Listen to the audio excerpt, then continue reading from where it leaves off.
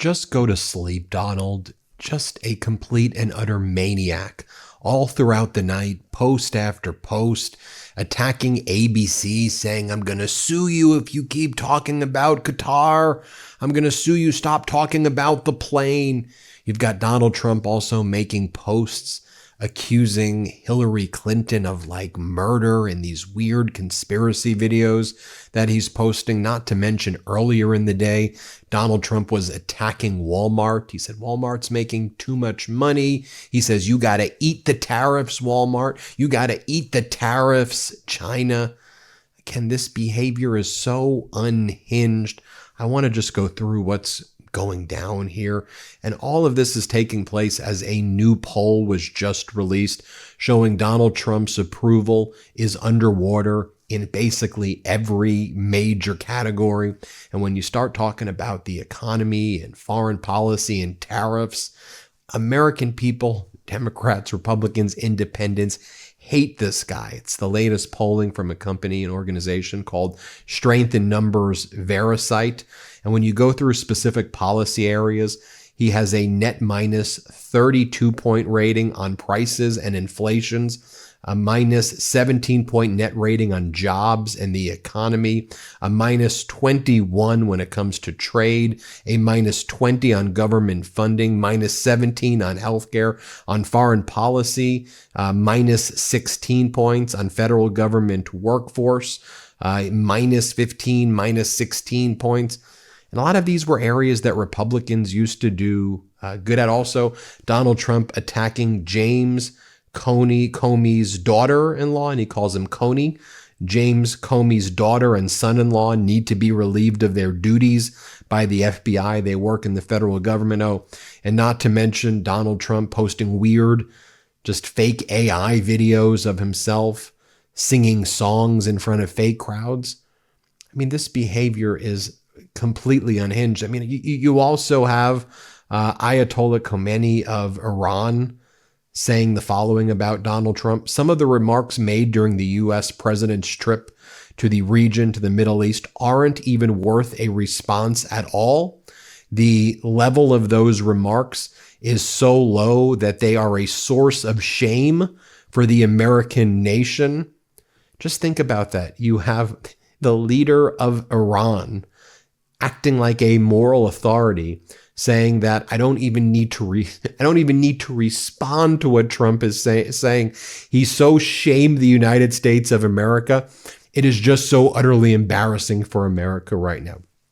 As an American, you know how embarrassing that is. And I said this elsewhere. You know, American media has so propagandized this Trump regime, and I'm not just talking about Fox. Like, corporate news has tried to normalize all of this stuff, and they regurgitate Donald Trump's fake deals as headlines to make it seem like Trump did this great trip to the Middle East, and they spend their times like talking about Biden and all these ridiculous things while Donald Trump's destroying the United States of America. I don't think Americans fully appreciate how utterly disastrous this trip to the Middle East was, and just how further it reinforced to the rest of the world what an unstable, like, gremlin creature, like Kim Jong-un, like this mush of a human, if you even want to call him that, is. And it just reinforced to the world like utter weakness. I mean, they look at what Syria did, right? Like, the leader of Syria saw all these other countries bribing Donald Trump with Bitcoin deals and with gold-plated jets. And so the leader of Syria is like, okay, here's what we're going to do. We want to get rid of the sanctions against us. Let's just offer Donald Trump a Trump Tower Damascus. Let's bribe him, and then maybe we'll get some of the sanctions removed. They offer him a Trump Tower Damascus. Cause, effect, Donald Trump meets with the leader of Syria and calls him a handsome man. You're so handsome. You're so good looking. Look how handsome. You're hot. You're a handsome man. That's what Trump says to the guy. And then he removes the tariffs against Syria. This is going underreported as well, but I'm going to do a whole other video on it because I think it's very important. So Donald Trump's family, who are 60% owners of this crypto venture that he does, World Liberty Life, or like World Life Crypto, whatever the hell it's called, they did a deal, underreported, with Pakistan in late April, like 6 days after the terrorist attack in Kashmir. The Trump family crypto, they own 60% of this company, did this crypto deal with Pakistan. And it's really has India infuriated. And Prime Minister Modi is infuriated right now at Donald Trump trying to brag and take credit for negotiating the ceasefire between India and Pakistan. And India's like, you had nothing to do with it at all. And then Donald Trump's out there making fake, doing announcements claiming he did deals with India. And India's like, we haven't done a trade deal with you. Stop making up these things about India. Like stop like lying about our country. So that Pakistan crypto deal with the Trump family, that's got underreported as well. And just here Trump is, late at night, Saturday night, it's like 11 o'clock Eastern.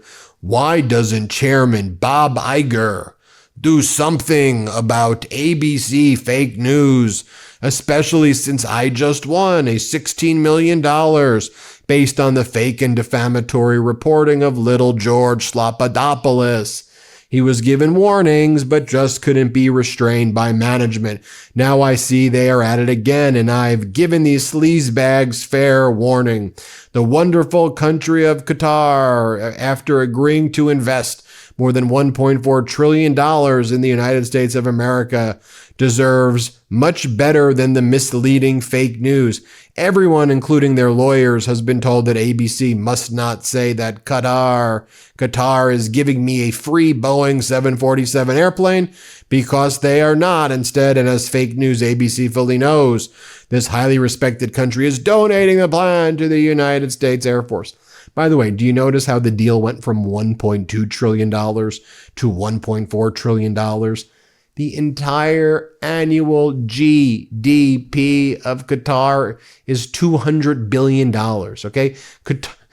Qatar can't make a $1.4 trillion contribution without sacrificing 6 years or more, 7 years under your new fake number of its annual GDP. It's just all an absolute lie.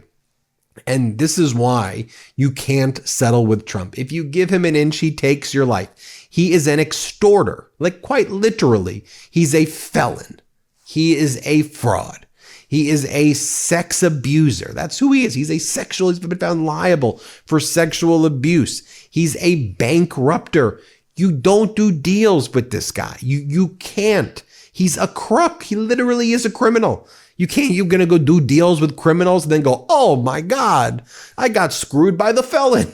I mean, the guy's a felon. He's going to act like a felon. He has no character. He's a vile piece of trash. Excuse my language. That's all. Sorry, curse.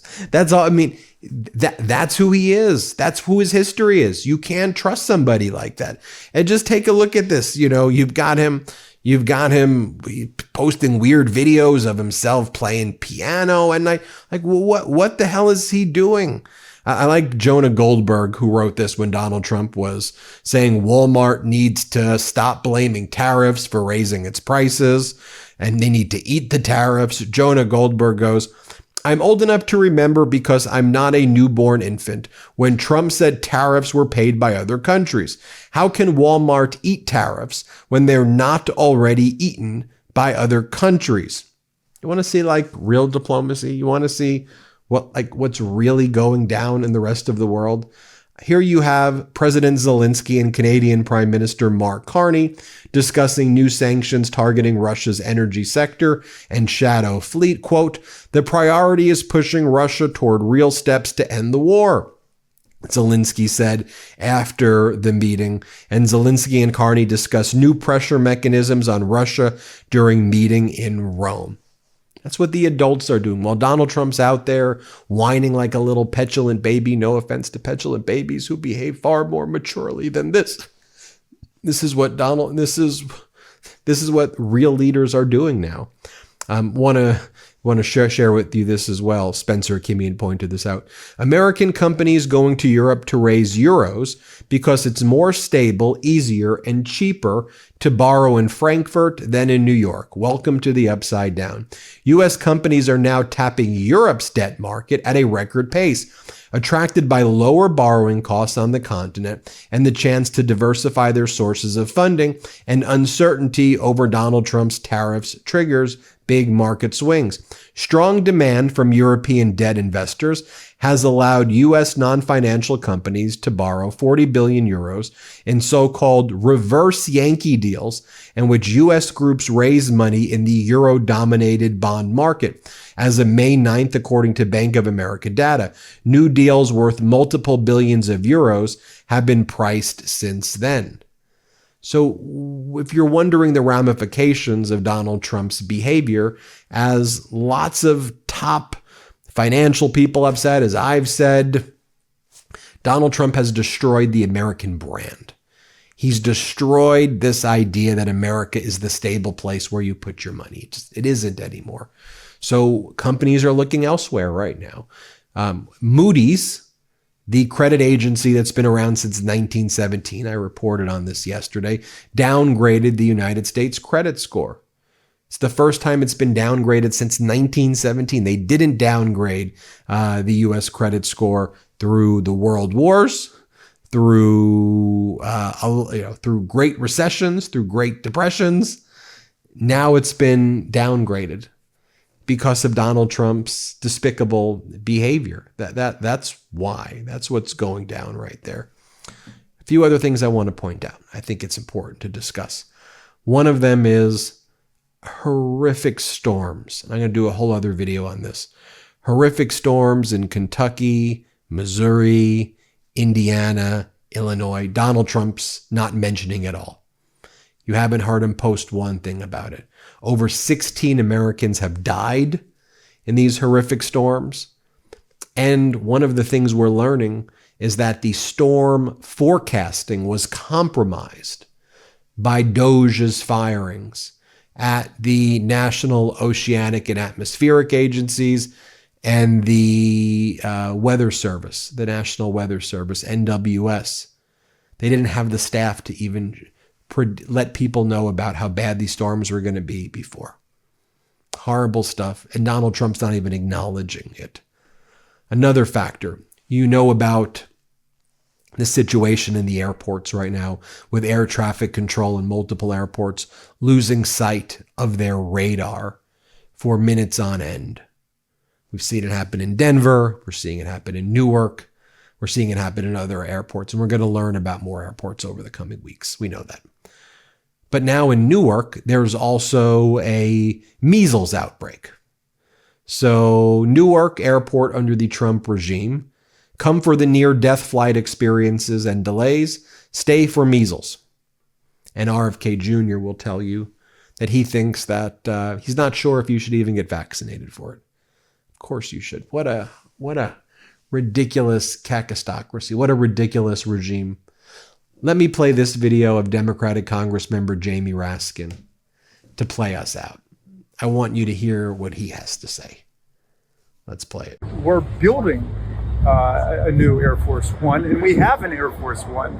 So it's not like this is coming because the government is trying to requisition new property and putting out a bid for auction. This is coming because Donald Trump liked a plane like a 5-year-old boy, and he decided he wanted that plane, and he's been zeroed in on that plane, and he wants to take his $400 million gift. He said he would be a stupid person not to take it, but it's not an intelligence test, and it's not a personality test. It's a constitutional test, and it's up to Congress to determine whether that's in the national security interest of the United States and whether it's in the interest of the public integrity of the U.S. government. There you have it, folks. Let me know what you think. Hit subscribe, and let's get to 5 million subscribers. Thank you for watching. New Meidas merch drop! Check out the latest pro-democracy sticker packs, t-shirts, hats, sweatshirts, and more. All at store.meidastouch.com.